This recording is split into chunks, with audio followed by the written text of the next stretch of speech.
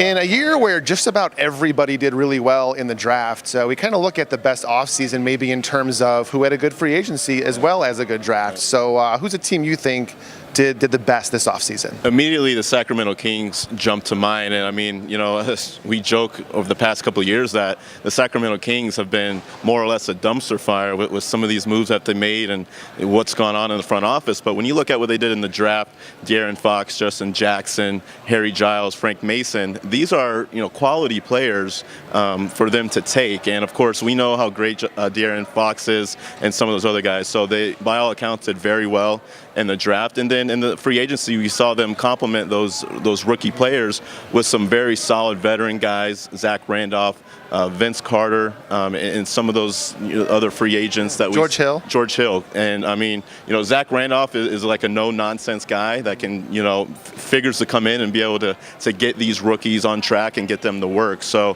for the first time in years, we're talking about how the Sacramento Kings did great basketball stuff. Yeah, I mean, it's been since about 2002 since we had a good Sacramento team, and they're going to be fun to watch this year for sure. I also like what Minnesota has done. It's kind of hard not to. I think we all liked Minnesota immediately after the draft day trade for Jimmy Butler, but since then they've brought back Butler's old Chicago Bulls teammate Taj Gibson.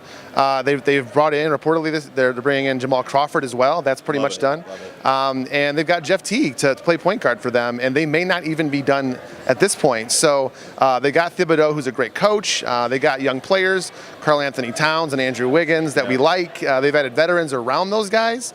It's fun to talk about them maybe as a top 4 seed in the Western Conference right now, and this is the Timberwolves we're talking about. And I mean, even if they stopped at adding Jimmy Butler on draft night, I think we can almost put them in the winners category already. But to add those other guys, they're going to be how better they can be next season remains to be seen. But you got to think that they're going to be competing for a playoff spot. We also got to talk about the Houston Rockets, right? Who at Summer League, the entire Houston Rockets team was on hand to watch Summer League kids play. They've added Chris Paul, which is a big move in and of itself. But they also signed PJ Tucker, who's a really good, strong defensive presence for them. And most notably here at Summer League was the news that James Harden was locked down to a massive contract. And a lot was said about the last year of that deal being worth approximately $47 million if the cap stays the same. But that's still a really good deal to get your superstar locked down. There's no concern about him leaving and going anywhere. Right. We're in a time where we see teams and their star players worrying about, are they going to re-sign, do they want to stay, or whatever the case is. To get your MVP candidate to lock in for the foreseeable future is great. And then, oh, by the way, they add Chris Paul. I know a lot of people have been kind of wondering how it all fit, but you got to think that between Chris Paul and James Harden, that they've kind of talked about how it'll work, and they're going to buy into the system there. So big things on the horizon there for the Houston Rockets.